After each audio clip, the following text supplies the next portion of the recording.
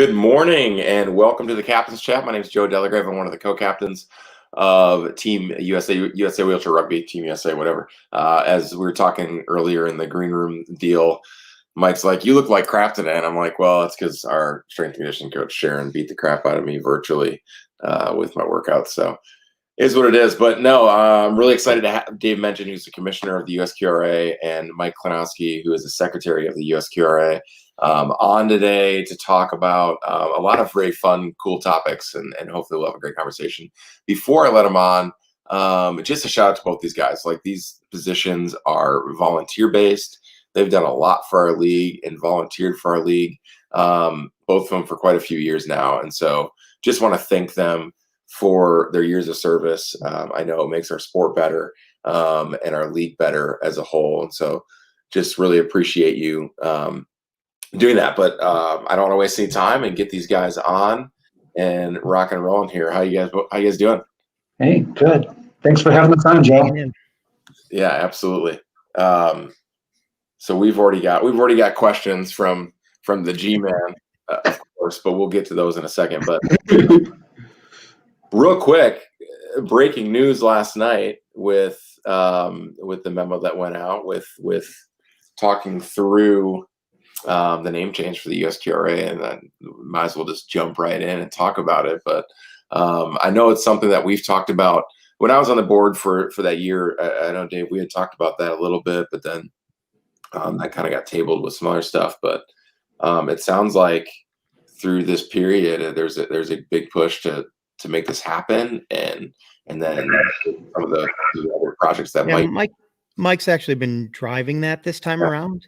Okay. I think as far as the board's concerned, we feel like it's kind of a no-brainer change. There are impacts to it. Obviously, the nostalgia. I actually was talking to Richard Alcroft, president of the IWRF, just last week, and he just talking with him reminds me of the standing in the international community that we've had just by being, one of the first serious organizations around our sport and all the traction that goes with that name. So I think I'm the only one on the board who had a problem with the name change, but it's more emotional for me than it is any other reason. Mike, what do you think? Yeah, I mean, for me, it comes as one of the many steps that we need for modernization of our league.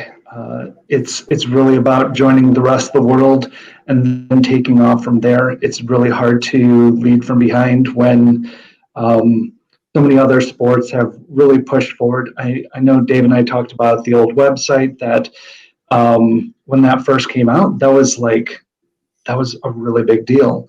And I think it's about finding different ways of matching up with the world and then pushing it further and seeing how we can really advance our sport through the technology that's available and through the energy that's there. Yeah, I think within the context of wheelchair rugby, and that's what the world calls it. It's IWRF. It's in Paralympic games. It's wheelchair rugby, and every sport that's played in a wheelchair is either wheelchair tennis or wheelchair table tennis or wheelchair basketball or wheelchair fence. Like, it's all has that in front of it, wheelchair. But I'm curious, Dave. I think you're not alone in your opinion whatsoever. And I think from some of the older guys, the nostalgia of quad rugby and the name sake of this is why we started this game. I think that's where it is. Yeah. Right. If you get back to the root of the sport, this was about providing an opportunity for competition for people who couldn't compete in other sports. Yeah. So, guys who consider themselves true quads are constantly feeling pushed out as the sport evolves and allows more function and more abilities into it. Obviously at the IWRF level, especially, inclusion is part of their mission. So there was this idea of exclusive inclusivity, but how can you take those two things and make them work together? So it's hard. I I understand why that is, especially as a 3-5 who can never compete with a 3-5 who has trunk. No way. No matter how much I train, I'll never be able to turn my chair without using my hands.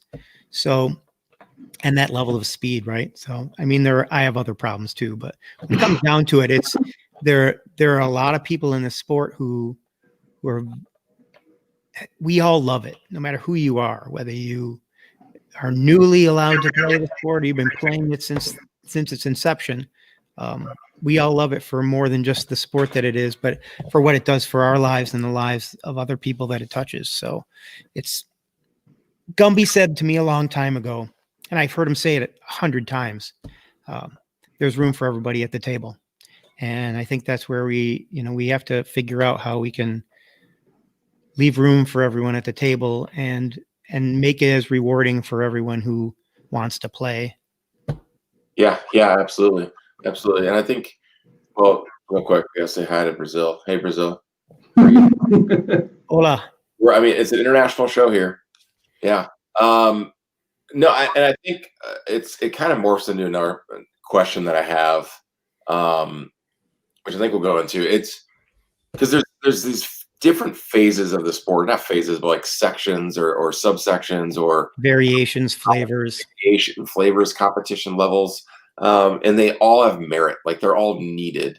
And I think they're all a big part of our sport. I wrote them down, rehabilitative, recreational, and then like the elite professional level that you've seen the sport take, where on the IWF side, on the USAWR side, gosh, like it's a full-time job, and the season is 9 months long, and then you still play USQRA. So like it's right now is the biggest break I've had in 12 years. 13.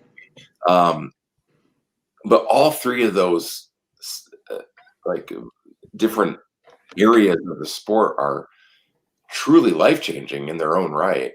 And so I guess within the name change, is there room to have a spinal cord injury, like an SCI level, a rehabilitative level, a recreational level, an elite level? Like, is it something where the membership needs to take a look at? Is D1, D2, and our uncalled D3 level? We always say D3, but there's not like a D3 championship, but are those appropriate, or do we need to look at something different? What are you guys' thoughts on that? Mike, why don't you go first? So I think there's definitely room for that. I think that, so much of what the sport does for people is it gets them moving again. It gets them figuring out how to live a life after, something significant happens, or maybe, it's been a lifelong thing, but it exposes you to so many people that are similarly interested and competitive and are willing to push the envelope a little bit, not just on the court, but in their daily life. And I think that is the best part of the sport. Like, personally, I love the competition, but really it's about changing lives. Now, as for recreational, competitive, and elite, I think there's definitely room for all of those things. I mean, I've had you come out to our clinics, and, we've got some folks that are D2 level. We've got some folks that are still really learning. And I think that, honestly, if you played on our team, it would be pretty challenging at times. You have developed a skill set and an ability to play at such a high level that we need to put you against other people that are doing the same thing. So I think there should be some structuring based on that, where we make sure that we protect the development of those newer players, but at the same time, give them something to shoot for, something that is very strongly structured and is a big deal and sells our sport. What does every player in this sport talk about? Why the heck is Bags on ESPN and we can't get an elite wheelchair rugby game on TV? Well, and Cornhole. Yeah. I was trying to be classy. Yeah, classy. When he says cornhole. Oh, it's cornhole right there on ESPN. That's no brass. Dave, Mike brought up an interesting point that I'd love your thoughts on when it comes to marketing. And I think everyone tries to market the sport, whether it's organically through social media or strategically through some of the things the Usqra has done in the past and still doing, or in conjunction with USAWR, IWRF. What are your thoughts on the marketing strategy when you're trying to market it to a guy or girl that might be in the hospital still, but also marketing, like, we've got some athletes that are doing some pretty amazing things on a high level. We've also got some athletes that are in a more recreational competition. And we've also got some people that, like we said, are just figuring out this thing, called spinal cord injury, and are in a chair for the first time, in the last year or whatever. So what are your thoughts on how to market that in the most strategic way possible? Well, I think the international level, the higher level of competition, just like in any sport, is really your best marketing opportunity, right? I mean, if you look at it like baseball, you have your professional, like elite league, and then you have leagues below that. It goes all the way down to peewee, right? Kids don't see peewee baseball and get interested in baseball. They watch the Tigers, and, well, maybe not the Tigers, but they watch professional baseball teams, and that's what gets them interested, right? So, and we've talked, I've been talking about it for 3 or 4 years about the possibility of, does it make sense for us to have a true Division I? That is, you declare a team as Division I. The rules are a little bit different. They're maybe identical or very, very close to what's at the an international competition. If you talk to the IWRF, they've done a lot of stuff to allow for variations, to prepare for variations, so they can administer that kind of. The USQRA could do the same thing, where they have leagues where you can have ABs in it, and they are looking toward low point leagues and all kinds of different variations. Variations isn't the term they use anymore, I don't think, but there's so much opportunity there. And when we get to tying all that stuff together, it really, to me, it's the excitement that you get. If you watch those games in Rio, I know they were amazing. Yeah, I saw it was probably the best tournament I've ever seen. Yeah. And that's the kind of thing that really gets somebody excited, right? Yeah. No, I think you're absolutely right. And Mandy had spoke on that with the IWF doing different involvements with their variants of able-bodied leagues, or rugby's rugby kind of mentality. I think is important to think about. I guess it's just there's another marketing at the opposite end of the spectrum, and that is your physical therapists and occupational therapists and guys going in and meeting new injuries. I mean, that's really where you find people, because people don't always know that they can play this. Even people who know about it. As far as recruitment goes, I mean, that is the best recruitment you can do, is go and mentor someone in a hospital. And I know that Austin and Gumby and all those guys do it really well. Scott Hogsett has been doing it for over 25 years in Phoenix.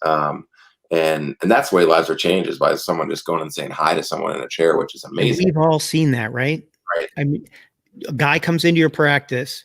We had a 2'5" come into our practice and start coming to games, and his girlfriend was pushing him across the hardwood. Right. And I would look at him and like, really? Yeah. That's you're gonna go out here and play, and your girlfriend is pushing you across the hardwood? It's the only place like this. Our unique community is the only place where you can like tell someone, "Hey, quit being so crippled." You're right now. When you have a guy show up with that kind of functionality, and he sees a 0.5 getting into his own chair and taping up his own hands, it says, "Wow, I could probably do that. What else could I do?" You hope that goes through their head. Well, you're going to put it in their head if they don't find it on their own, right? Exactly. Now, I think that there's the point you brought up right away is like the Paralympic level, the elite level is probably the easiest to market it from a pure sports standpoint. Obviously, like the D League's not on ESPN for a reason. Like, we don't watch AA baseball for a reason.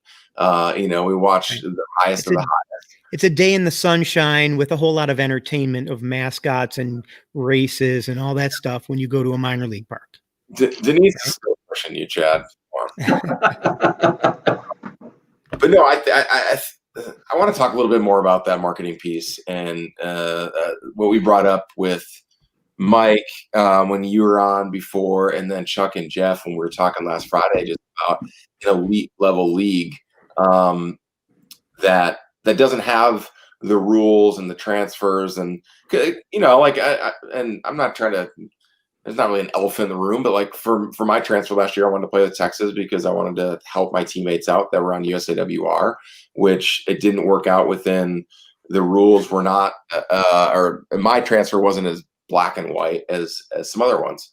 You were the line. You were the line on that decision. And right? so, yeah, and I think it was for me, brutal. You know what? Like obviously we didn't ended up having a nationals, but I chose, you know what, I'm going to play with these guys anyway, and that doesn't make me eligible, then so be it.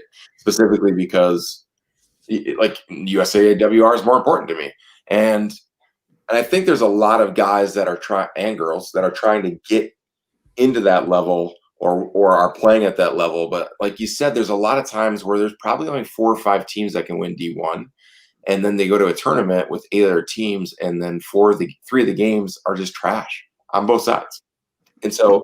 Like, how are we getting better that way? And so understand, like thinking about an elite level league, and then there's a D1 that used to be D2 that's really competitive. Like you look at the sectional tournaments that we've had the last couple of years, they're extremely competitive. D2 was going to be great this year. Yeah, like I think that's really was. And if you go, okay, if we've got 14 to 15 teams that can compete with each other, that's great. That's great competition. I think that breeds success and getting people developed. And then there's also probably 30 to 45 men and a few of those ladies that can compete in an elite level league. What are you guys' thoughts on that? Is that something that the board's talked about at all? So I don't think we've gone into it deep at all. Like it's been something that's been more on the fringe. But it's something that it's something I've talked about with Gumby, and I think that the Vegas tournament is a great model for what could be on the way. Where you've got these international teams coming in. You've got the American Patriots with some developmental folks. You've got Missouri coming in and just going for the butt kicking, just going there to get thumped and really developing their players as a result. And yeah. I don't think it's necessarily designed just for the Missouris, although I think that was a really great idea by Tony. But I think this is a model where we can bring in, say, 5 to 6, I don't want to say mercenary teams, but teams that are mixed amongst other rosters, and that it's not a USQRA tournament. It's nothing that has anything to do with rankings. It is just elite rugby playing elite rugby, and us putting it on TV and doing live stream. That's what Mickelson was doing. You remember Crash for Cash? Did you ever compete in Crash for Cash in London, Ontario? Yeah. I mean, you could put together any team you wanted, and there was money, right? I mean, really, the difference here, all these things come down to money. If there was money to allow teams to travel to meet their competition and have a set schedule where you played the same number of teams on the same number of times, then that would be the perfect world, but that's not there. But the elite level, when you're talking about, like, if we were to say, all right, Division I could be up to 8 teams, you have to declare, you can play on any team you want, and that league draws enough money to the USQRA that we can use it to help develop players in the other league, that we can have really good idea. Come back. God, I would love to bring back Force. There are so many opportunities out there as far as trying to come up with sponsorships and generate revenue so that the league could be better for everybody, and so that we could provide more as an administrative body to provide opportunities, to provide revenue, to help get to. We're not telling that story. Yeah, I want to hear that story. So if you don't mind me jumping in here a little bit, I think that the board is really focusing on looking at how we advance our league instead of just getting by treading water, really going further with what we do and what we provide. I remember a conversation that we had with a former board member where they were talking about when it comes down to it, the USQRA doesn't give a whole lot. And that bothered me a lot. And I think that it's really about making sure that we do find more revenue sources, that if we do allow an elite sort of league and get some advertising money in that way, we can do so much more for the league and support that infrastructure and really develop things. And I'm with Dave. I want Force to come back. I think that we need to secure funding first, but it's something that all of us have going in our minds somewhere that we want to make that happen again. I think that's where Noah is going to be a huge benefit to us as the new president. You know, the type of fundraising that he does, like he missed a meeting with me the other day that I set up around his schedule, an important meeting, and he missed it because the shirts that they made for Starbucks were wrong. Starbucks, right? So we're talking about, I've been commissioner for 7 years or something like that. I've never had a conversation with a company the size of Starbucks. I can't get in the door. I don't even know who to talk to. I'd have trouble selling water in the desert. But as far as like what has happened now, right now, we've got the fundraising is going really well. And gosh darn it, Daniel. DC in the house. That dude, yeah. He gets it done. Making a huge difference. It's the best fundraising we've had in a long time. We have 3 revenue sources, right? We have grants, we have sponsors for the season, and we have sponsors for tournaments or for events. Well, then you can. Those are 3 primaries. Then you can find Delman Dunstan all the time too. That'll work. I'm not sure he's the best representative of our sport. Well, and Jeremy allowing at-large teams, so elite players on non-elite teams can play too, would be like absolutely at-large tournaments. I also think you think bigger picture too, and not just tournament. I think tournaments is a start to see if it works. I think a lot of us players that have talked about it have talked about a draft and talked about doing an elite level draft where most of those players, who brought it up, dude over in from KC, the little low pointer. Can you do that with financial situation though? So a lot of what's that? Brad, yeah. Oh yeah. I'm paying my own way to go to these tournaments anyways, and most teams are, and some teams aren't. But I think you can still have a brand like the Texas Stampede. You can still have a brand like the Phoenix Heat. You can still have a brand like the Denver Harlequins. But then they can bring in whoever they want to, or there can be a team that says, well, you know what, we can take you. We're from Tampa, we can take you. Or like Detroit's like, you know, like we're gonna pay right. And so like I think it's really helped. I remember when Ability 360 was starting out, and they're like, we really want you guys to win championships. We'll put money in there because in turn they can go out in their community and say, look what we're doing here. We're changing people's lives, and we're also really successful on the court. And so I think just a focus on branding that elite level in the USQRA is something that's kind of untapped in a way. And I think dating myself back a little bit, but like the reason I wanted to get better is because of the elite players in front of me. So like there was, and to me, there were, superstar, a lot of 2s back then that were just amazing. And wanting to shoot for them. And so I think in a way, if you have that even more marketable, and then players going like, wow, I want to get to that level. And it's not all about just gold medals in competition and championships, but I think it does help drive revenue forward. When you came up in the sport, deuces ruled, right? The 4 deuce lineup was unbelievable. Mm-hmm. So there was a lot in front of you. There's a lot of incentive, right? Yeah, for sure. You talked a little bit about how the funding works in the USQRA, which I'm glad you brought up because I think it's kind of like some players are just, to be frank, stupid about how things work in the league in the league, and it's like it's not the Oz. It's not Oz behind a big giant green curtain. It's volunteers trying to work their butts off to It is for some. make this the sport better. And so I think it's important for people to understand that. And kind of my challenge to the listeners would be, please educate yourself on how this actually works so you can be part of the solution. But yeah, you mentioned about Oscar Mike and him being on the board now. I think it would be pretty neat with Noah's expertise and his relationship with some pretty major companies. Will be pretty interesting to see. Even just adding his insight on how to get to that is huge.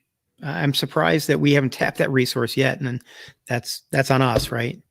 Just as a learning opportunity. It's like not asking Gumby to teach a coaching clinic when he's been the coach of USA for, as long as a lot of people can remember.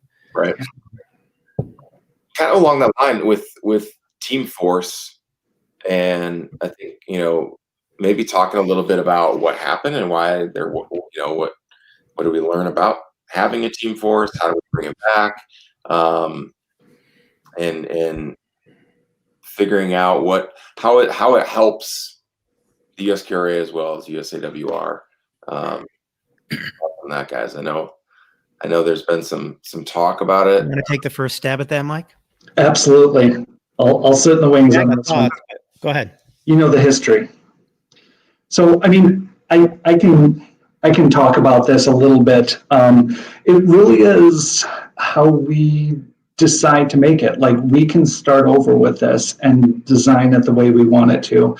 Like, do we turn it into something where, it's, 5 camps over the summer and, or over the year, and then 1 international tournament. We do tryouts 1 time a year and give up-and-comers a chance to show what they're made of. I'd love for USA to be involved. Like I was talking about this with you a little bit, Joe, is that, having a guy like you who's had a lot of experience coaching clinics, knows how teams develop, the USA system, how do you prepare people for that directly? And I think that's a huge thing, is that these players are looking for opportunities and they don't know how to get to that next level. And if we give that framework, I think we give them a stepping stone. It's like, I'm going to work towards making Team Force tryouts. I'm going to put my name in the hat. I'm going to get some time in those camps and really make myself a better player. I'm going to find out the things that I'm good at, and I'm going to find out the things that I'm terrible at and I need to get better at. And I think that, if we sit down USA with the board and start talking about what the needs are and what structure we need to do, we can find out how much it's going to cost. Yeah. And I think that when we find out how much it's going to cost, then we have something tangible to work with, that we have a goal, instead of, grumblings at the AGM every year. Well, when we had Force, well, let's bring it back. So one of the purposes of the USQRA is to support USA Wheelchair Rugby. And for me, Team Force has 2 major benefits. Obviously, it's a good place for USA Rugby to see people that are potential prospects competing against other people who are potential prospects. The other angle for that, for me, is that everyone who gets to go there will have coaching at a different level than they've ever had before. And they will take that home and they will make their entire team better. And so I think it betters the league. It betters all the players in the league, but it also helps Team USA and helps get people some exposure to what their real potential is, and give the USA team the opportunity to say, hey, this guy with a little guidance could be really good. Or that gal's got everything that we need, and we just didn't know she was there because she's playing D3 rugby.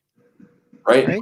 No, I think honestly, as far as development goes, I think coaching is probably the most underrated aspect in our game, because people are like, I'm doing the parking garages and I'm lifting weights but like there's a strategy to our game, I think, that sometimes is undermined by, oh, I'm pushing this big battle axe, Mad Max looking thing, and it's really cool, and I'm doing all the work, but you don't get better if you don't know how to get better, as far as a cerebral standpoint. But yeah, I think it's a underrated thing in a way. As far as force goes, though, do you think it's? I would encourage you. I've always heard a lot of feedback with, I'll go, or I'll fundraise, or I'll play, I'll pay my own way. What are your thoughts on that? And can the league do some sort of survey with the corporate? I know it's tough getting people to show up for an AGM, let alone actually fill a survey out. But I think you can get some pretty good information on what the membership wants to see in a team force. Is it something that is going to be 5 months, 5 camps a year, or will people be willing to pay their own way? Because right away, it's not like the money just doesn't show up out of nowhere. Well, I think we saw that in the fall of the last force teams, right? Mike, you were involved with those teams, weren't you? I wasn't. That was right before me. Oh, okay. I've been on some international squads, but nothing that was team force. Business.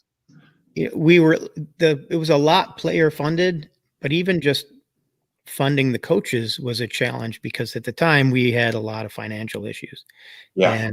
And people did their own fundraising to be able to do things, but it was a real challenge. A lot of times the people that are doing that, and whether you have potential or not, does not equate to what your financial means are and what the people around you's financial means are, that they can help support you. So, one of the things that we've been doing behind the scenes is developing some stuff to help teams learn to fundraise, some tools that they can use to help them fundraise, and potentially for players as well. But we want to do more as an organization to be able to raise funds so that players don't have to do that. They can focus on playing and training and becoming the best that they can be, and giving back to the sport in other ways, so that we can take on that burden. Because if we can bring on people who are good at fundraising and then do their job, and then we can let the players do their job. Yeah. I think that's pretty important. And we really need to make sure it's a level playing field, so that individuals that, maybe I make, a blah, blah, blah amount a year, and I can afford throwing a little bit of money so I can go down to Argentina, or I can go to Amsterdam, or I can go to Barcelona or something like that. Does that mean that that's the best player going, or the one that needs the development? Just because I have the money for it doesn't mean that I need to be the best coach for that squad. It just means that I don't have to use my vacation time for anything other than rugby, and I've got enough money to go flying somewhere.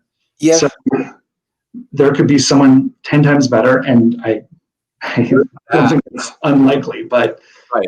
But that's life too. I mean, that's like, and it's a choice you make. You might not have a choice because you can't afford to go, but at the same time, I think if there's a player that's like, I want to be at the highest level possible, he or she's they're gonna spend the money to do it. Like, they're gonna find out a way. They're gonna figure out how to make ends meet, and they're gonna do it.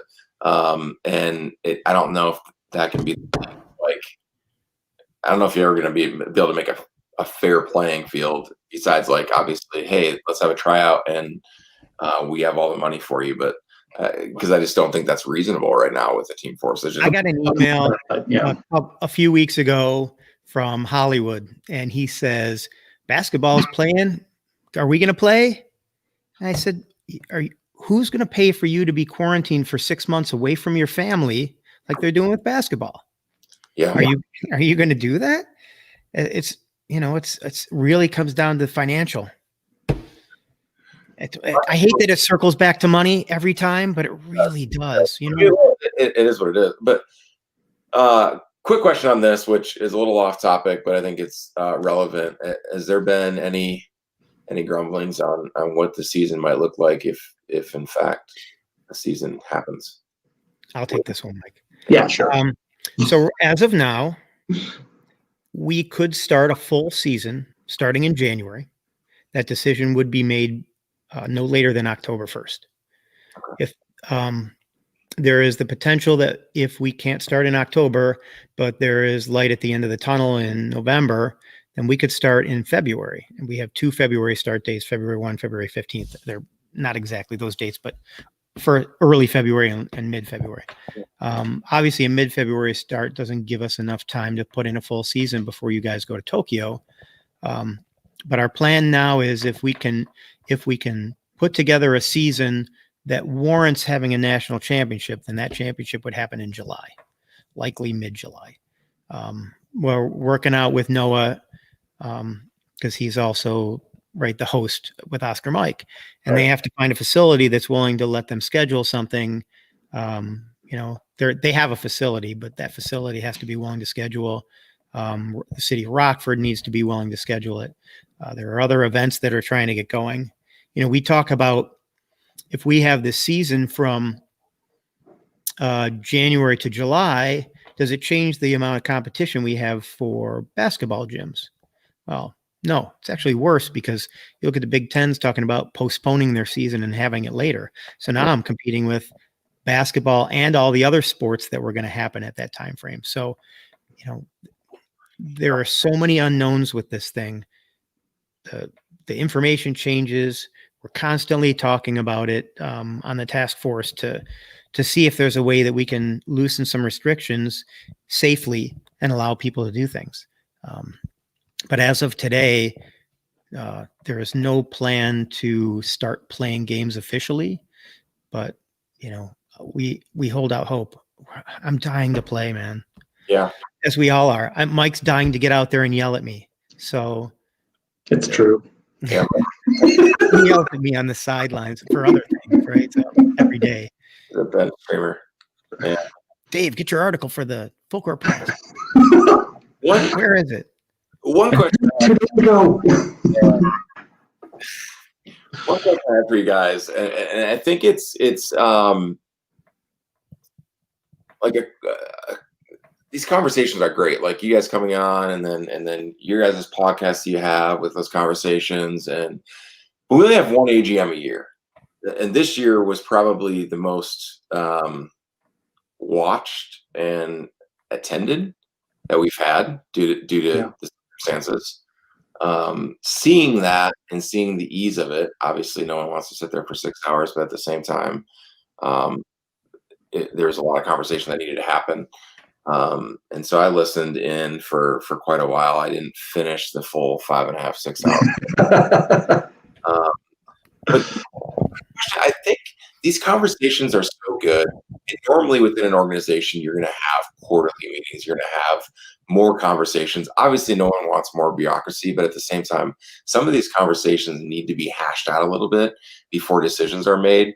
And I feel like the AGM happens. There's a couple good conversations. Back when Judge was the president, he's like, "You're done talking. You're done talking. Let's," he wanted to get it done, which is great. But at the same time, like it's the one time a year that we talk about this stuff. Is there the potential to have built-in conversations on a more quarterly basis, so some of these conversations become a little bit more intentional and get the time that they deserve?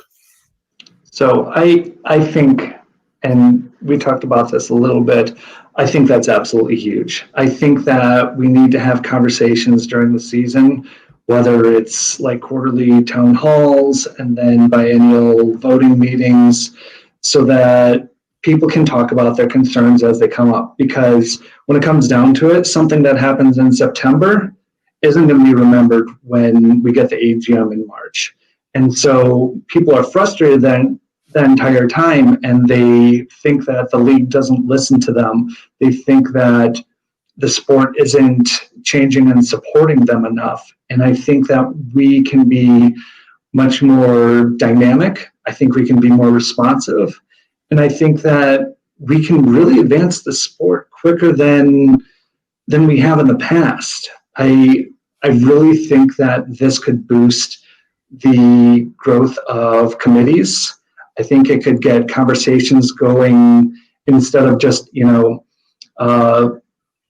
I put something on the players page for folks to rant and rave about for 2 days. I think real conversations need to happen with real solutions.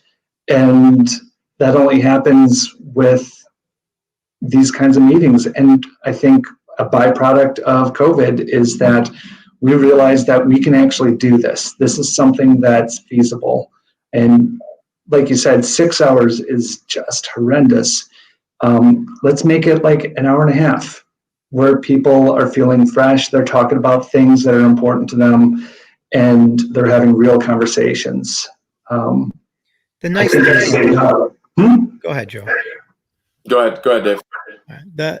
For us, as you know, you served on the board. These are volunteer positions. And the thing that drives us is when we have an AGM like we just had, where the participation was off the charts compared to what we've had in the past, that fuels us, right? Apathy is what kills the board. It's why people turn over. So why, if the players don't care, then why do I care? Why am I putting so much time into this and nobody else gives a damn? And to see that and to have the opportunity to maybe have maybe a quarterly, let's talk about some proposed changes. Let's talk about some hot topics. And just allow people to have conversation, free conversation. And it can be short, it can be long, but if we script it and make it digestible and say, all right, here's our agenda. We're going to talk about 6 things. We can talk about each thing for 20 minutes. And at the end of 20 minutes, whether you've spoken or not, we're just going to table it for talk in the players page or something. But I think that's a great idea. I think. Yeah, I think for everybody to happen. I think it's something that can be pushed by players more, membership more. There's also plenty of people like Mike Klonowski that are able bodies that are just pouring their hearts into the sport that want to be heard as well. So I think, we'll let them talk every once in a while, and then the squeaky wheel really does. I mean, it does. Yeah. What we hear about is what we push on most of the time. I mean, Mike's got a lot of time when he's not working. He's working a lot, but he has been working nonstop all summer, all through this quarantine, driving issues forward. And there are a lot of things that are happening that we're really excited about. We can't wait to push on, and those things are going to drive us toward more things that are going to help everyone in the league and help USA. And we're excited about it. And honestly, the AGM was really helpful for us because it's like golf to me. If one person says, "Thanks for what you do, Dave," one person in a 6-month span makes me think, okay, maybe I'm doing okay. Maybe, I know that I'll be making decisions throughout this period that eventually I'll make a decision that somebody's not happy about. Wait, is this like golf?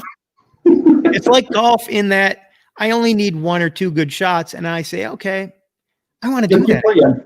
But I only get 1 or 2 good shots. 2 shots keeps you going through the round. Yeah, I only need the 1 positive reinforcement in 18 holes to say I want to go out in the sunshine again. Hey, Christy got it for you right there. There we go. You're good to go for the next 6 months. If you haven't had an opportunity to meet Christy, she puts on a great tournament. She has a great program, and well beyond rugby. So, yeah.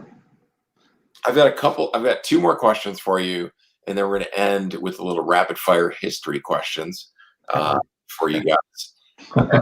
So, stumped. IWRF, rugby history. The IWRF has certain rules as far as classification goes. The USQRA, because of their position with the IWRF, should be aligned with that. Is there movement in that direction to become compliant with those rules? That's an interesting question, Joe. This is all yours, Dave. Yeah, I was talking with the IWRF last week, Richard Allcroft. I don't know if you've spoken with me. He's a really great guy who really cares about what is going on in the sport and where we're going, and he wants to listen. He wants to hear from member teams. The catalyst to that conversation was USA asking me to talk to him about compliance, et cetera, and what he wanted from us. And I didn't get anything from him as far as he is looking for us to do anything. Now, when it comes to us making sure that USA can compete on the international stage, that's what we want, right? It would crush me for USA to be told they can't compete at any tournament because of something that the USQRA did or didn't do.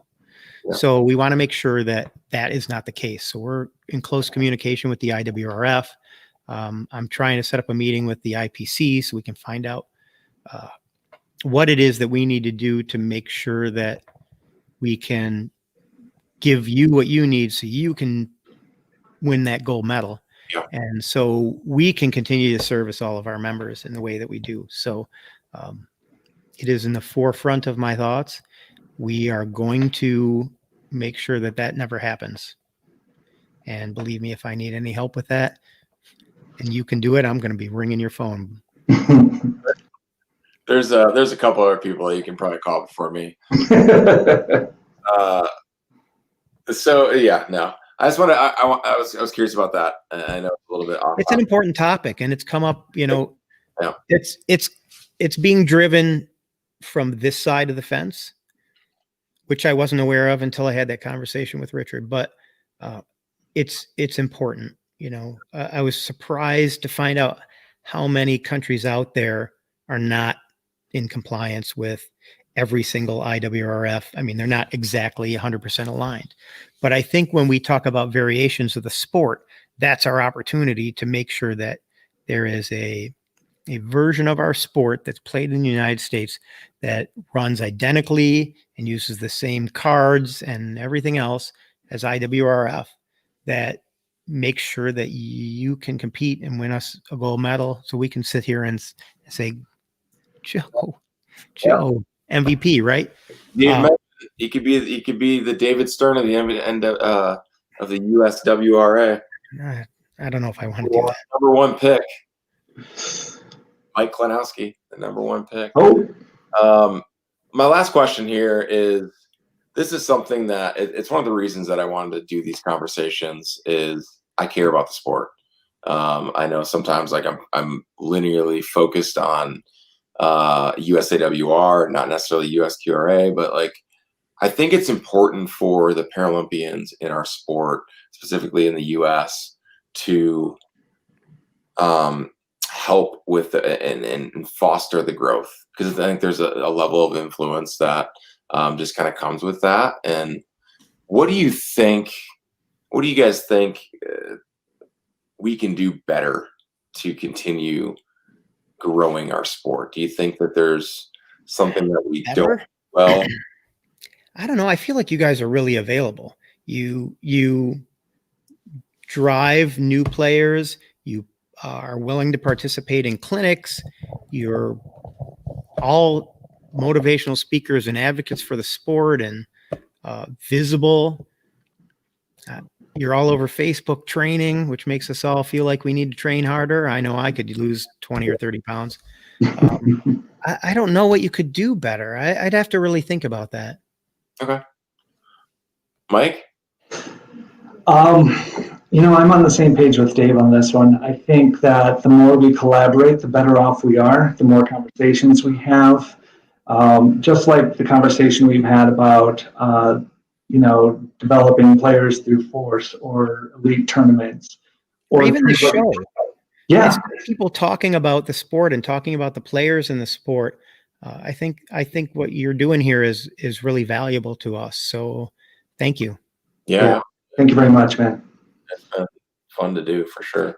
I think as we wrap up here, we're going to do a quick little game, but I wanted to hear from each of you real quick.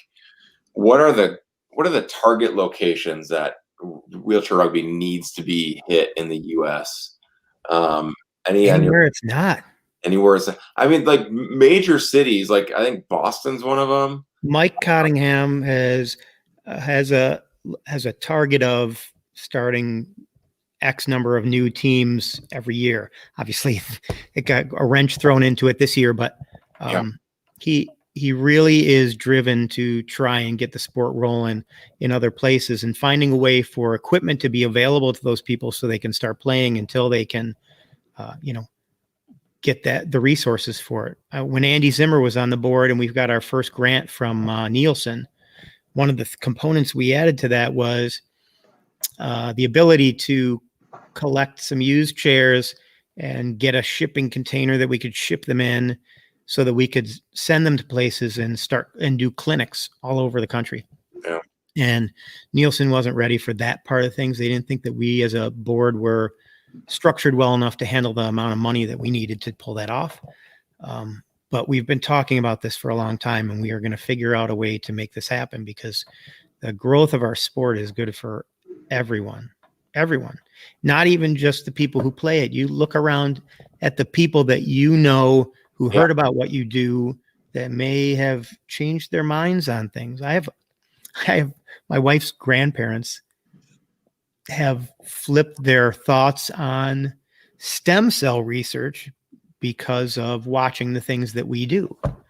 They're more open to the idea and they're not as afraid of fetus farms and that kind of thing. I mean, it really goes to show you that you can be an ambassador to much bigger things just by being passionate about something as simple as this game. Yeah. Well, okay. We're going to wrap it up. No, that's not. We're going to wrap it up with a little rapid fire history questions. Normally it's a rapid fire wrap up, but with quick hitting questions. But we're gonna test your guys' history of wheelchair rugby, quad rugby, murder ball. All right. I'm gonna get destroyed. What year was the first exhibition game in the U.S. played? What year? I want to say 78. Mike, you got a guess? 1978. I'll go with 86. 1979. Wow. Winnipeg played a team from Minnesota at Southwest State University in Marshall, Minnesota. Literally in the middle of nowhere. We should know that. We interviewed Mickelson. Close. Glenn Bell said 78. It was 79.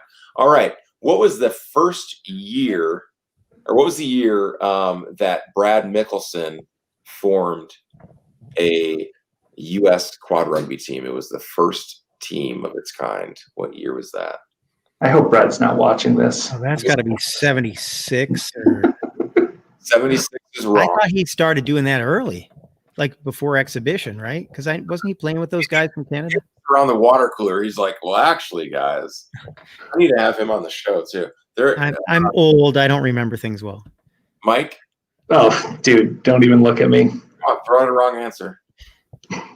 Let's go with 78. 1981. Okay. North Dakota Wallbangers. Great name. Nice. Wallbangers. I'd like to have a shirt from them.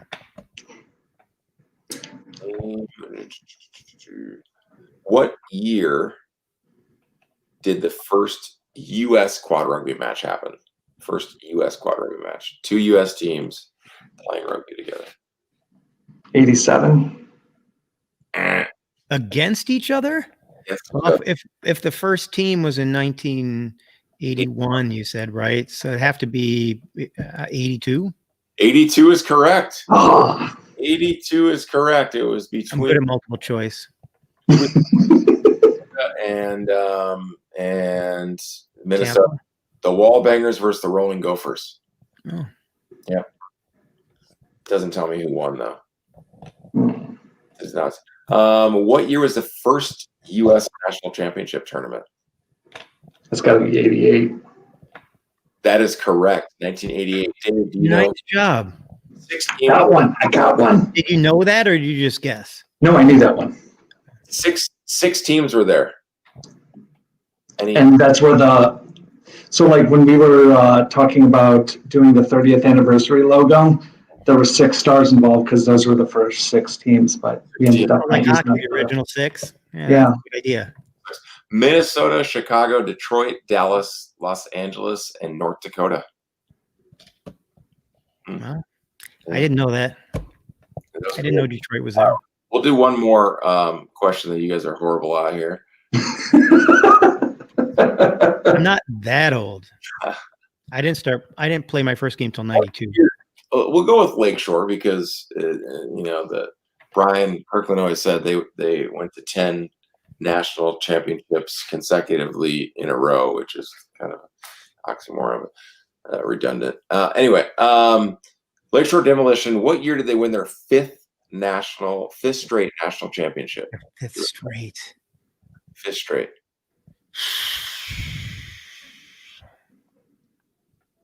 D-Town. AP. 94. I'm going to go 97. 2004 was 5th straight. Wow. 4. They went to 10 in a row. That's crazy.